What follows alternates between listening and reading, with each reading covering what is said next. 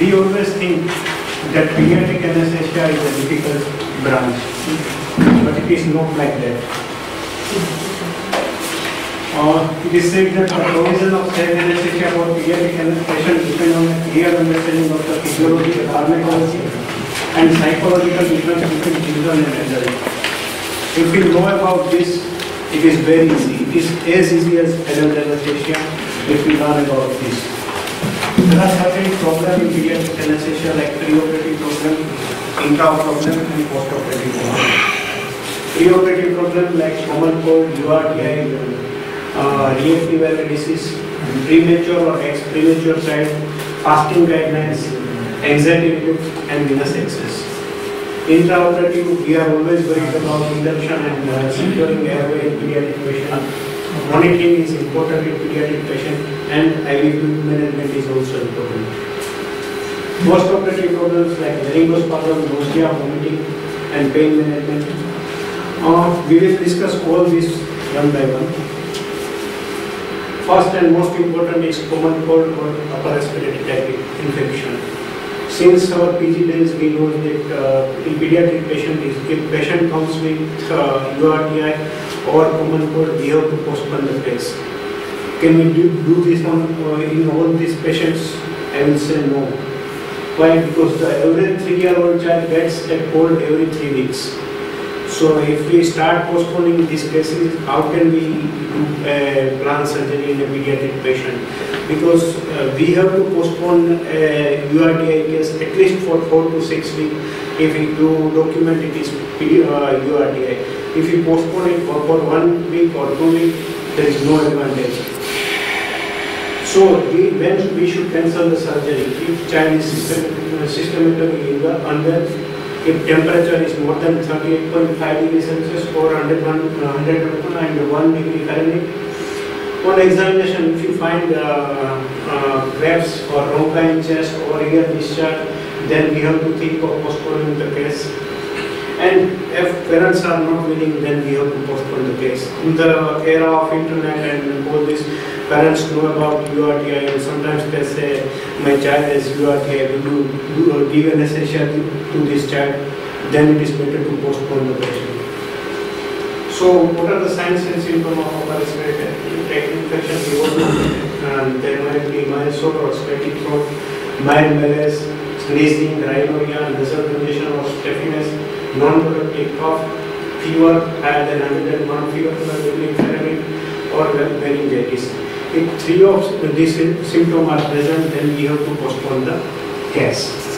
So this is upper respiratory tract infection guideline.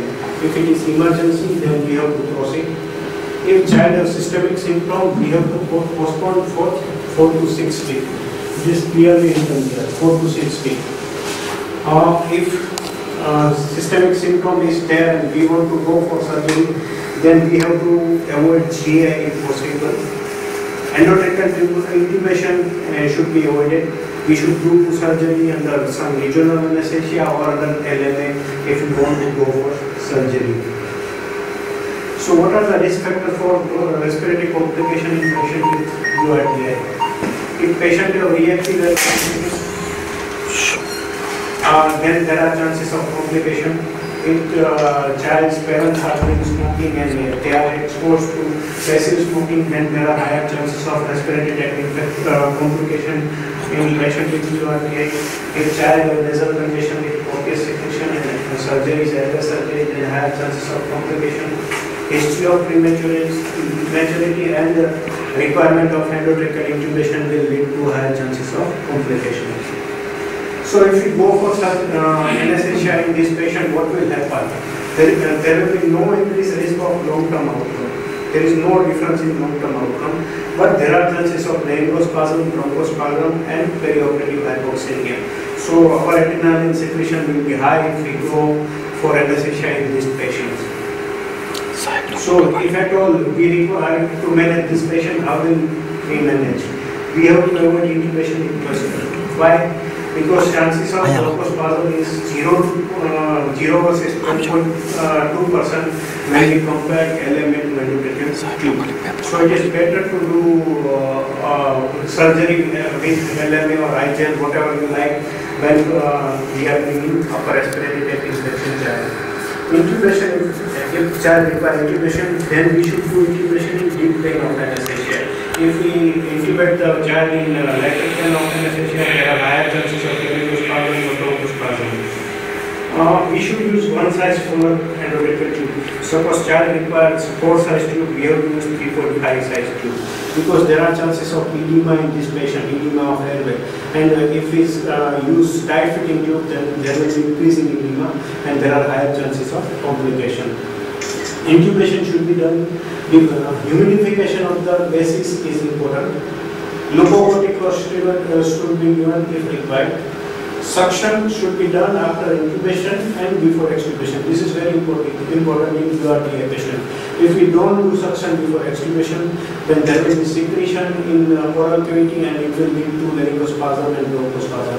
So we should do thorough suction before under deep plane of anesthesia before extubation. And extubation should be done either deep or completely away. We should not extubate this type of children under lighter plane of anesthesia. Otherwise, they will go in laryngospasm or bronchospasm. Next is reactive airway diseases. It is more common in pediatric age group. In these cases, airway obstruction occurs because of airway smooth muscle spasm, mucosal edema, hypersecretion, and mucus plugging. Contributing factors to reactive airway disease are allergen exposure in infancy, genetic predisposition, parental smoking, acute respiratory failure or ventilation in infancy, or lower respiratory tract infection in infancy. So these are the precipitating factors like lower respiratory tract infection, irritants like cigarette smoke and inhaled anesthetic like desfluran and isofuran. Allergens, allergens, emotional stress. This is very important. Emotional stress, fear, and excitement. Children are usually anxious. When they are anxious, they hyperventilate, and there will be drying of mucosa of airway. So there are higher chances of attack of asthma in perioperative period because of children's anxiety. Exercise and hyperventilation may lead to bronchospasm. Cold or dry gas can lead to bronchospasm. Manipulation or mechanical stimulation of pharynx and larynx, particularly in lighter plane of anesthesia, may lead to bronchospasm. And patient with gastroesophageal reflux, there are higher chances of bronchospasm. So in realistic consideration, we have to ask for frequency of episode, time of last episode. If it is within 4 to 6 weeks, then we have to postpone the surgery. Here we cannot go for surgery if last episode is within 4 to 6 weeks. We have to ask about precipitating factor and should avoid doing surgery. We have to ask about previous and current medication and treat accordingly. Anesthesia technique, proper anxiolytic, as I said, is very important. Otherwise, there will be precipitation of asthmatic attack preoperative. We have to do beta-adrenergic agonist nebulization to prevent the bronchial asthma attack. Inhalation or propofol induction with adequate depth of anesthesia is important. Very important point is adequate depth of anesthesia. If you intubate this patient in lighter plane of anesthesia, then he or she will go in bronchospasm for sure. LMA is preferred over ETT as we discussed before. There are less chances of bronchospasm with LMA. We should maintain with inhalation agent, but we should not use desfluran in these cases, because with desfluran there are higher chances of bronchospasm, and we should not do inhalation induction with isofluran, because with isofluran there are higher chances of bronchospasm, particularly in these RAD patients. So halothane or sevofluran is used for inhalation induction. Extubation should be done either fully awake or under deep plane of anesthesia. I will suggest to do under deep plane of anesthesia, particularly in these patients. If intraoperative bronchospasm occurs, then we have to explore the other causes like bronchial intubation, mucus plug, pneumothorax, anaphylaxis, and congestive heart failure. We should keep on anesthesia with volatile agent. We have to administer beta agonist. Consider propofol or ketamine to further deepen anesthesia. This is important, particularly in intraoperative period. We have to either give ketamine propofol or increase the isoflurane, sevoflurane, or whatever you using concentration of it. Consider IV nitrocaine or atropine. We have to administer IV steroid if required, and we have to modify ventilation strategy because if bronchospasm and we continue ventilating in the same setting, then there are chances of barotrauma. Prematurity. If child has history of prematurity, if child is premature child, then there are higher chances of apnea during post-operative period. So what is prematurity? Apnea is cessation of respiration for 15 to 20 seconds, which may be associated with desaturation of already area. These episodes are usually self-limiting and or require some stimulation to encourage respiration. This apnea is more common in more premature baby and upper mainly in the first 24 hours post-operative. So if child is premature child, then we have to admit the child for at least for 24 hours. Risk factors are age less than 56 to 60 weeks to post-gestational age, some neurological disease, anemia. This is important. If child is anemic, then there are higher chances of apnea irrelevant to any age. General anesthesia, sedation, or opioid may lead to apnea. So in these cases, it is better to use regional anesthesia. Even in premature babies of 28 weeks, people are using spinal anesthesia. Opioid non-respiratory disease like bronchopulmonary dysplasia can lead to apnea, and preoperative oxygen requirement is associated with high risk of apnea in post-operative period. So if apnea occurs, we have to optimize condition preoperatively and treat the anemia. We have to monitor with a pulse oximeter and apnea monitor for at least 24 hours post-operatively. Don't send this child to home on the same day of surgery. Consider use of caffeine pre and post-operatively to decrease the risk of apnea. Caffeine reduces the chance of post-operative apnea in this patient. Postpone routine surgery until after 60 weeks of post-gestational age. If surgery is planned surgery, then postpone at least up to 60 weeks post-gestational age. Do not treat ex-premature babies as day cases until after 60 weeks of post-gestational age. This chart shows gestational age 28, 32 and 36 weeks. As age is low, there are higher chances of apnea, and this is the line of anemic patient. With anemia irrelevant to any age, there are higher chances of the post-operative apnea. So this is the table to show how to treat premature child. If gestational age is less than 60 weeks, then we have to hospitalize the child at least for overnight. Fasting guideline. This is very important. If child is fasting, child will become anxious and child will become hypoglycemic, and child's anxiety will go high. Child will cry and child's parent will be also anxious. But there are three scale effects about fasting guideline. Stomach is never empty. With any fasting, your stomach has some gastric juices and there are chances of aspiration in any patient. So aspiration can happen in any patient. We can only minimize the risk. We cannot zero it. A recent study in USA showed that up to 30% of people presenting for day surgery are unfasted. If it is happening in USA, it is happening in India. Most of the stress associated with surgery for small children is due to fasting or hypoglycemia. And this is breast milk is probably absorbed faster than formula milk. So if child is breastfed, then we can give 4 hours before surgery.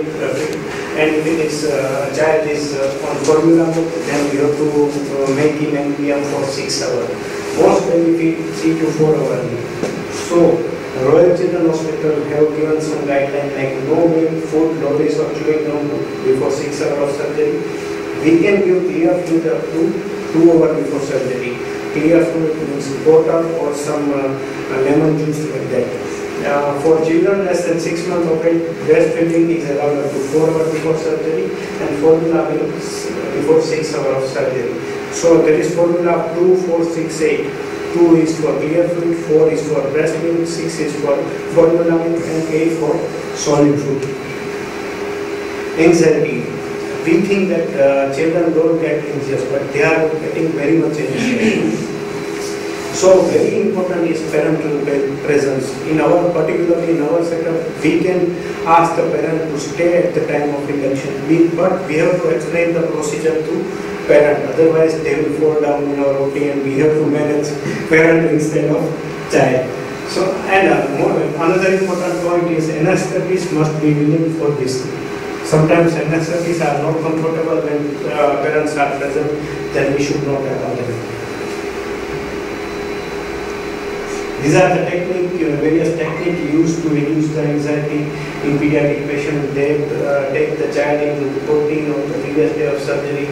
They show how they will anesthetize them. They will do face mask to baby and ask the baby to put on some door. That's how in European countries and American countries they reduce the anxiety of pediatric patients. But it is not possible in our setups. So we should use IV oral medication like midazolam tablet, pediclorid syrup, oral ketamine, IM ketamine, IV midazolam, all nasal spray of midazolam. But there are certain merits and dismerits, like if we are doing oral or sublingual route, it doesn't hurt, but onset of action is very slow, and sometimes a child may spit out and there will be no action. Intramuscular or intravenous route is painful, but it has got immediate action, onset of action. Intramuscular injection sometimes cause sterile abscesses. Rectal route, it is uncomfortable. Nasal route is very fast, but it is irritating. Nasal midazolam is irritating to nasal mucosa. We can mix xylocaine 1% or 2% in the nasal midazolam spray and use it for pre-medication.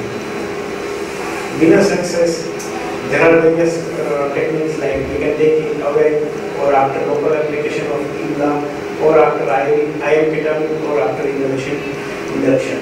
But for free answer, I will suggest away or after application of IMLA or Prelox cream, which was available by, I think you will not like it. Great name is Zainova. For issues, you can use after inhalation induction, then take Aniline, but for freelancer it is not possible. Induction of anesthesia is most crucial and stressful period for child as well as anesthetist. We are stressed because we are worried about airway, we are worried about hemodynamics, and we want to intubate the child as fast as possible. So we are under anxiety, child is anxious. So this is the most crucial period. IV induction or inhalation induction is always a debate. Some people use muscle relaxant, others don't use. They keep the child on spontaneous respiration. Schooling or no schooling, again a debatable topic. Preparation for induction. We have to optimize temperature of 40, but for freelancer it is a lot problem. It is a hot and humid. Keep everything ready to manage pediatric airway. This is important, particularly when you are doing inhalation induction. Keep the atropine and scoring drawn in the syringe with labeling, because with inhalation agent sometimes what happens, you are doing inhalation induction, you try laryngoscopy, if child is under lighter plan of anesthesia, child will go in bronchospasm and laryngospasm, and you are searching for scoring or atropine. Child is desaturating, so always keep ready scoring and atropine in pediatric patient. Precordial stethoscope and pulse oximeter is must before induction. Other monitors you can apply afterward, but put a precordial stethoscope and pulse oximeter. Inhalation induction again is an institutional practice. For freelancer, I will not suggest it because we are single-handed and no one will help you. This good in 6 months to 4 to 5 year age group. Still technique. What is still technique? We have to give some sedation to child feedings. We take him into OT, then put the face mask, but don't apply on the face of the baby. Keep little bit away from the baby. Start oxygen nitrous. Keep it for 2 minutes. Then start sevoflurane or halogen, whatever you are using. After 2 minutes, child will under anesthesia. Then apply the mask and go for the induction.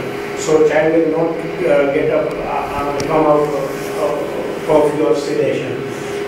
You can use flavor mask. Minimum monitoring is must. And halogen and sevoflurane are preferred for the induction. Don't use isoflurane or desoflurane for induction. Intravenous induction is preferred by most of us, and it is safe practice. We can use modified inhalation induction. We can use some propofol, then put the mask. It is modified inhalation induction. IV is secured after INLA or some sedation, and then give the anesthetic agent. Intramuscular injection is preferred in most uncooperative child. We can give intramuscular injection in the lap of the mother or father, and then take it into the OT for regular injection. For IVSQL, guidelines says that in less than 6 months of patient, LMA is not recommended. Endotracheal tube should be used, and 6 to 12 months of age, it depends on your skill. It's better to use endotracheal tube if you are not using regularly the LMA. Straight bed or curved bed, it is up to you to decide what to use.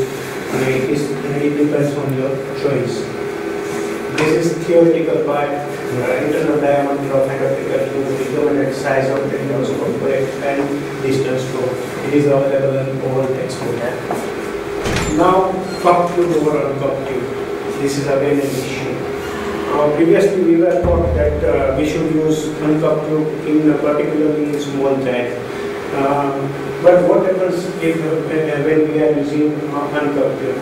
If we are using small size tube, then there will be air valley, and if we use larger size tube, then there will be pressure on the record, and there are chances of subglottic stenosis.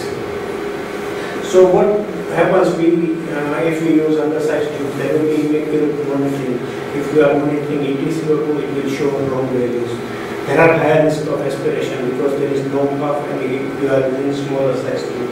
There will be difficult ventilation because there is a leak around it, and then you will require higher gas flow rate. If you are using higher size tube, then there are 2.8 times higher chance of adverse event like subglottic stenosis. And it is in a study it is shown that it is primary cause for laryngeal trauma. So ideal placement and features of Paediatric tube is it should be short, cylindrical cup placed near the tracheal tube tip. It is available, micro cup tube if you have seen. I think Kimberly Clark is good. It is very good. Cup, I will show you next picture. This is micro cup tube. Cup is near the tip of the tube. It is a low pressure, high volume cuff, and the cuff is placed here in trachea. It is not in the pressure sensitive larynx. These are the marks on the cuff tube. If you put the marks at the level of vocal cord, then cuff will remain inside trachea. It will not go in bronchus. It will not compress on the larynx. So there are less chances of unilateral intubation or laryngeal injury. So it is the ideal tube for the pediatric patient, and you can monitor. It seals with a cuff, not a rigid tube shaft. It has low rate of tube exchange, particularly in ICUs. You can give positive pressure ventilation with sealed airway. It ensures end-tidal CO2 monitoring. You can well monitor CO2, and there is reduced risk of aspiration of blood and secretion. And you require no gas flow rates. Laryngoscope, again, this is a theoretical part, so I will skip it. Which monitor is best monitor in pediatric patients for PG student? Which monitor is best monitor? Anyone? Who is senior? I will say anesthesiologist himself. gingivitis and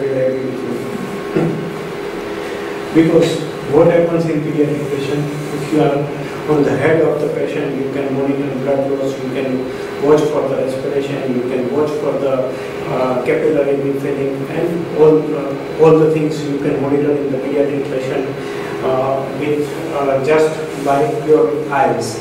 So you can watch for skin color, capillary infilling, blood loss, pulse volume, respiration, and urine output. So stay on head of the pediatric patient. You can sit on the chair and chat on Facebook if you are doing adult patient, but don't do in pediatric patient.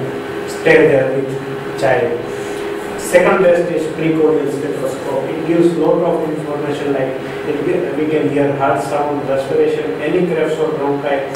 We can assess tidal volume, rate and depth of ventilation. So always apply precordial stethoscope in pediatric patients. Yeah, you can use esophageal stethoscope, but if it is not available, then you can use it. Yeah, it is available. And third most important is manual ventilation. Particularly in child less than 2 months or 2 years of age, I will suggest to use manual ventilation. Don't put this child on ventilator, because by manually ventilating the child, you can detect any change in compliance, resistance. You can detect leaks or disconnection in circuit. You can detect airway obstruction and many other things.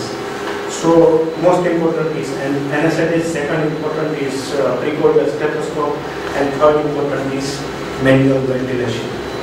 Other monitors, you have to apply all standard monitoring like pulse oximetry, ECG, NIBP, and ATC in all pediatric GA cases. Sometimes we think that we should apply only pulse oxy in pediatric patients, particularly for short surgical procedure, but don't do it, because in pediatric patient sometimes pulse ox get dislodged and you will have no monitor at the time of intubation or after intubation. So always apply ECG. If I share my experience, I have seen 3 severe hyperkalemia in pediatric patient, and it was detected by ECG only. Then we can send the blood for confirmation of this thing, and potassium was 7.8 in one case and 8.2 in another case. So if you have ECG, you can detect all these things. So always apply pulse oximeter, ECG, NIBP, and it is good in all pediatric patients. It was not detected. After that, I was stopped using scoring in pediatric patient. Fluid management नहीं करनी है आपको। Preoperative fluid surgery वाली वाले करें भी वो लोग guys तो like both of these cases were abdominal surgery, major abdominal surgery, so there might be chances of some shift of electrolyte surgery. IV fluids, all you know about this. This is very theoretical part, so I will not go in detail. We have to reflect fluid pre-op status, fluid deficit, third stenosis, modification because of hypothermia or hyperthermia, and requirement goes by unusual metabolic demands. We have calculated fluid for NPM and give that fluid 50% in first hour, then in the next 2 hours remaining fluid should be given.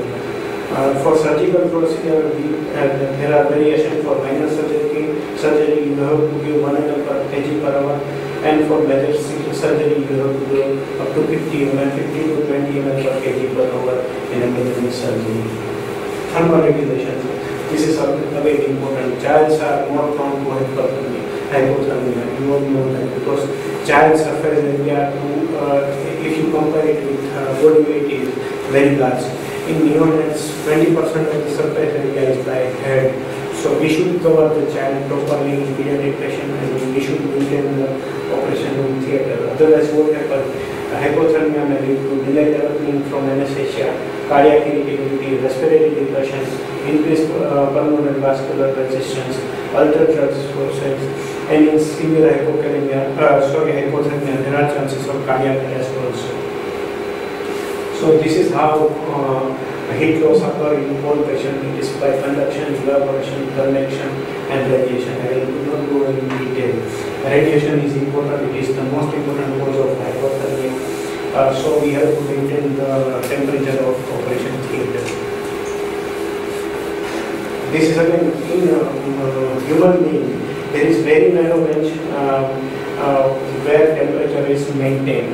If temperature goes below, there will be vasoconstriction, shivering, or non-shivering thermogenesis.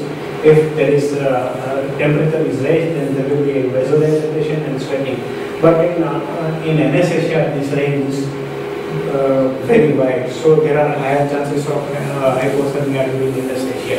Because up to 35.5 degrees Celsius, there will be no response from body. So up to that level, there will be no body response, and body will allow for hypothermia.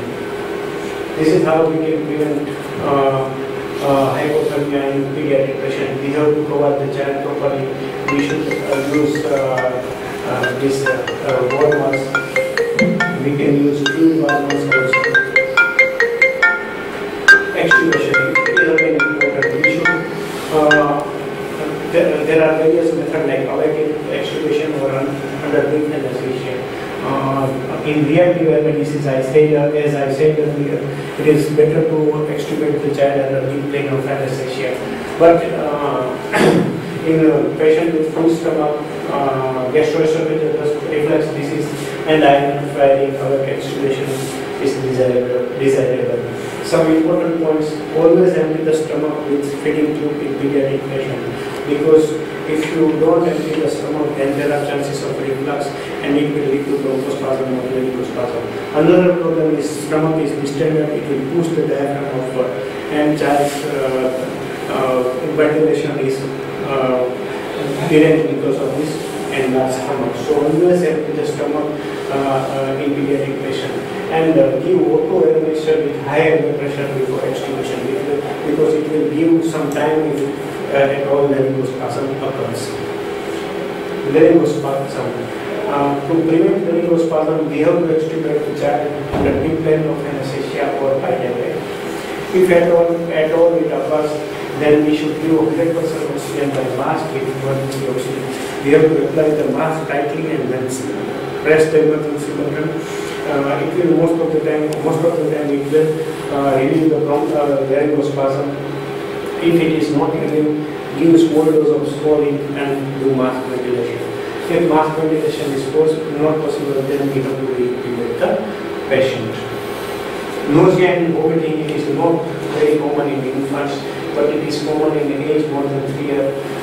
So if surgery is prolonged, if it is traditional surgery, and if there is history of nausea and vomiting in relatives, these are various score. If it is there, then we have to treat accordingly. Post-intubation curve, it occurs if we use higher size tube. If child requires 3.5 size tube, and if we insert 4 size tube, then there will be group post-operatively. This is the score for group. If it occurs, the first treatment we have to give saline nebulization. If it doesn't get relieved, then we can give adrenaline nebulization. Rescue caffeine is indicated, but it is not available. So we can take 1 ml of adrenaline, dilute it to 2 to 3 ml, and then give nebulization. It will relieve the group. There is no role of steroid in group. We usually give steroid to relieve this, but there is no role. Post-operative pain management, it is a big topic, but I will cover some important point. We think that children does not require any pain management, but they feel pain, and if we don't do it, then there are chances they go in chronic pain. The recent study showed that neonates can experience pain by 26 weeks of gestation. So we have to treat the pain in all pediatric patients. What are the general principles? We have to anticipate and prevent pain. This is important. We have to treat the pain before it occurs. Then it is. Then we will require less amount of analgesic, and we can give very much pain relief. We have to assess the pain with various pain scores. Use multimodal approach in pediatric patients. This is very important. If you use only morphine or fentanyl, then there are chances of respiratory depression. But if we are using local infection, and say some opioid, if we mix it, we will give adequate analgesia without any side effect. We have to involve parents. Sometimes there are psychological factors for pain, so we have to involve parents in the pain management. And we have to use non-noxious drugs. We should not give pain for pain management. That is very important. We can use rectal suppository, intravenous analgesic, local intervention, blocks, and podal antivirals for postoperative pain management pediatric program. I will like to say one point. Sometimes what we do in rectal suppository, suppose child is of 4 kg weight, we take 250 mg paracetamol suppository, cut it into 2 and then insert the suppository. But it is not recommended because in suppository drug is not evenly distributed. So if you cut it, you will give either higher dose or lower dose. So use proper size suppository because paracetamol is available in 80 mg, 170 and 250. And dose for the suppository is 25 to 30 mg per kg. So it is a bit higher. Otherwise, the rest of the things all you know. So to conclude my talk, I will say pediatric anesthesia is as safe as adult anesthesia if you have clear understanding of physiological, pharmacological, and psychological difference between children and adults. Thank you.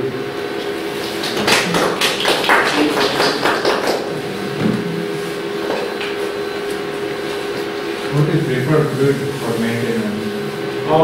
Recently, I attended conference, pediatric anesthesia conference before 2 years, where it was suggested that in RM mix 25 ml of 25% dextrose, and it is an ideal fluid for the.